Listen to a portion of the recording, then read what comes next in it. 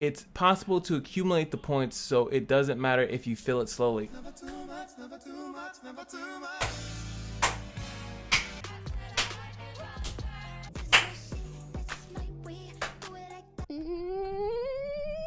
Nice!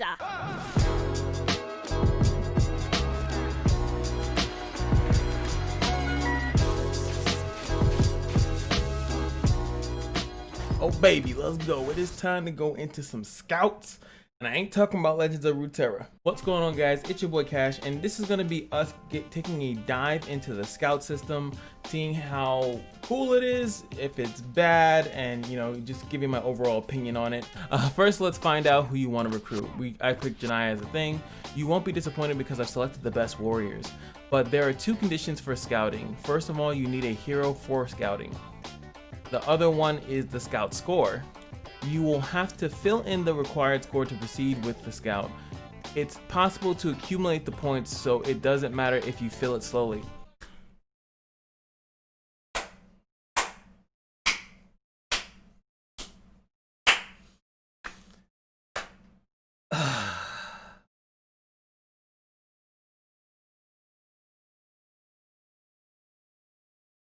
Good.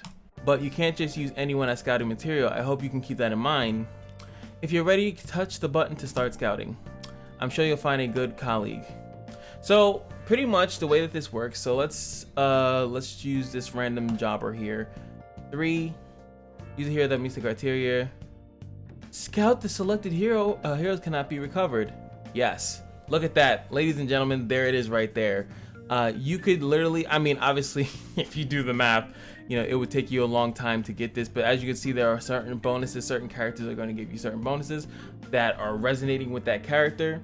So let's say I can't give a flying fuck about Mineria. I can be like, hey, I don't want this character, but I will, possibly take that, or all these Lukes that I've been getting, oh, I have Luke already translated 5 times. I can put that into there. Boom. Sybil, same thing. I have her +5. These guys, not so much, but I can be like, well, let's keep working towards that. Now, obviously, this will still take a decent amount of time.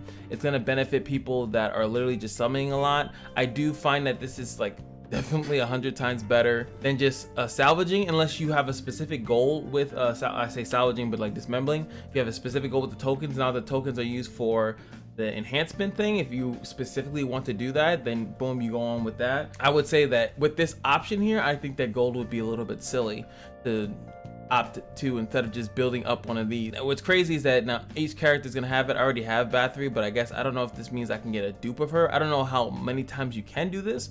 Like here, look, Ben 10 gives me 200. That's really good. 5 of those and I get 1,000. It's like, that's still a lot, but I think that, again, I like when a system is friendly. It's free to play friendly, but obviously a whale's gonna take advantage of it a lot more, which is perfectly fine. I've been saying this for years upon years. It's perfectly fine if a whale can abuse the system more, but a free to play can actually use it in general. That's like, that really helps out, especially a person like me that is like casual spender. I spend on what I think is valuable. So it goes down from, as you can see, even like Valentina, she'll have one as well. Let's say if I really wanted this character, it's cheaper. So it goes from like the generals, and then it goes to, I think, some of the fadeds. I think that it's like kind of the tier of how they get summoned. Like let's take Mahar, for example. Can't even do it. He's that cheap. Okay, there we go. Valar, 8,000, really easy to get him. Let's see, then it's probably, is Shell in it too? Yeah, Shell is cool. Shell's probably 8,000. So if you, I think it goes by like rarity. So he's probably above 8,000. Baraka is usually, no, he's 8,000 as well. Okay. So it's like a tier. Like obviously the tiers are like here. You can probably physically see them. So what about Rudley? Is Rudley 8,000 as well? No, Rudley is 16. So it's like these are 16s, I guess, because she was 16 as well, I'm pretty sure. These are the 16s. The highest is 30,000, sorry. So just 30. And then it looks like it trickles down from there. So he's a 16, really? You sure about that? I mean, a lot of people don't treat him like that. And then it goes down to 8,000, and then you'll have some that you can't even. So Ulam's probably 8,000. That kind of makes sense. He's like, he's really a decent character, but he's not that great actually on his own. And then as you can see now, they're gone away. So I'm assuming everything below these, because these characters are very common, so it kind of makes sense that you wouldn't really need to summon for them specifically. Like you wouldn't need, sorry, not summon, but you probably wouldn't scout them because they're so common to pop up. And if you guys don't know what I'm talking about or where I'm referencing, I'm talking about specifically when you do summons. Literally, if you go into the summons and you go to Faded, generals, as we know them as to be, Garth, Rachel, Bathory, Shafrakin, and Janai are low rate, and then you'll start to see that it ramps up to 0.780. So these characters are a little bit more rare to get. And then you go down to Ramji, Baraka, these are a little bit more easier. And then eventually, as you see this tier, which is Maggie, Mahar, Bernadette, Emma, they're very easy. They'll pop up more often. And then of course, Bernavis, Bailey, Sabrina, Anastasia, you're very likely to have them. So it's like, why would you even, I can see it both ways. Cause let's say someone doesn't have Anna and they really wanted Anna, you know, obviously if this would have came out when the game first came out, they really wanted Anna, she's so broken, and then, you know, but now you can't get it. They're like, oh well, tough shit, you better summon her.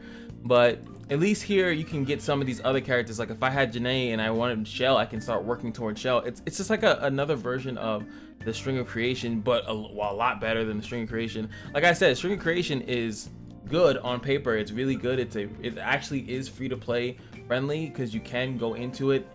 If you are of sound mind, you can go into it when you have some extra ZEUZ, when nothing else is appealing to you, and get a specific character. I've said this, and I say it a lot in comments when people ask me about it, and I think I've never said it specifically on video. I don't suggest the String of Creation because I personally don't find any character in the game that's worth that much ZEUZ. There's no character in the game. Like if I were to go to any of these, I don't think that there's any of these characters, no matter how good they may be, is worth as much ZEUZ that it takes to pull the character. I do think that the idea of the String of Creation is good, but I'm not pulling for Rudley. Rudley would really help my account right now, especially in this meta, right? But the meta could change. Same thing with Bathory before I got her. You know, a lot of people would summon on the Bathory because they really wanted Bathory. But as great as she is, I don't need her. I'm doing just fine in the game. I can get up to the rank of PvP that I want. I could XYZ, you know. Same thing with Rachel, all that stuff. But when you look at the system here, it's extremely more casual. Like it's just like it's a nice little casual thing. Yes, 30,000 is a lot, but you're just gonna gradually do it over time. I don't know if Faded Heroes, it doesn't seem like Faded Heroes are used into this. It looks like it's purely just a hero thing in legendaries and below, and just specific legendaries. Now, again, like I said, like that's perfect because what are you guys doing with half the stuff you get from Door of the Creation? Let's just take a, do I have 10? Yes, I do. So boom, I'm just gonna pop this real quick and hit my daily hero. Listen to this, I'm not gonna get it faded because the game hates me. And boom, now I just got a bunch of food for my thing. And then that's just that's like the tip of, oh my God, I forgot to use all my stupid bear fan things. But that's just the tip of it. So actually, obviously you guys have Exodium. You guys have this, the hero recruit. If you don't want to use your solar steals, you have that. You have when you're actually summoning on a banner. That's another thing. Like you guys have so many sources to get units that who knows how long that would take. Like realistically, like by using, like if I really wanted this character, how long would it honestly take? I would say if I were to give it a take, I would think like a month and some change. But it obviously it's luck, like as we saw with Bathory, 200 for Ben 10. So if I get a bunch of Ben 10s, obviously it's going to be a quicker time for me to get Bathory. That's awesome. But obviously if I keep getting, you know, this guys, or I keep getting a bunch of rares that don't mesh with this thing that's not Greenland Citizen, you know, I'm obviously going to take a little bit longer. It's still RNG, but I think I think it's fine. I'm really curious to what the community feels about this. What do you guys think? Do you guys think this is too whale? Is it too pay to win? I think that it's definitely paid. Everything's going to be pay to win because it's pay to winning is resource driven. It's resources. They're able to buy more resources. They're able to accumulate more resources. So if it's anything that is about resources, they'll have more than you. So that's just what's going to happen. I think that's okay. But this is allowing us, people that are light spending, people that are just have some resources just to dump and get specific units. And it's obviously that they're doing this because you heard it from me, just my MFO.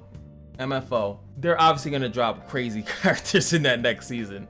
If you don't think so, you have to think that they're allowing people with crazy inventories to literally over time get characters like Bathory and Garth and all these. They're saying, you know what, everyone should get a Bathory. And this is more or less what I've been always saying. It's one of my own philosophies that if everyone has the character, then you can actually nerf characters. You can't nerf Bathory unless you know for a fact that there are no counters to her. Like now with Fear of the Abyss, you see Fear of the Abyss more. Tranquil is shit. Tranquil is actually not that big of a deal if Frankie is allowed to be in the meta. If Frankie's allowed to be in the meta, Bathory is not that big of a deal. It kills most of the units, especially the back row of the squishy attackers. But Frankie couldn't stay in the meta because of First Guardians, because they were just around too much and he couldn't breathe. Now that, like, it changes. So like now you have Bathory feeling virtually useless, and now it's like, okay, you guys can have Bathory if you want, and then who knows what they're gonna put in next. Who knows if Iris is doing this and next FC Valentina does this, who knows where the meta is going to shift into. And the next, hopefully they do some crazy stuff, because I like crazy.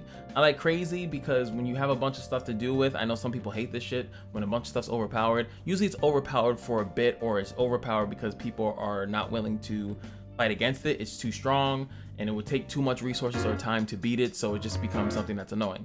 So I understand that aspect of it too, but more importantly, what do you think about it? What do you guys think? I'm really curious on the community's response on this, and I think it's definitely going to be varied, and please be respectful. I do think that there's some people that are actually going to have a problem with this. I do think there's going to be people like me that I think that it's a good idea. Whatever it is, let me know. Like, comment, and subscribe, and remember that every day at the Casino is your lucky day, and I'll see you guys in the next video.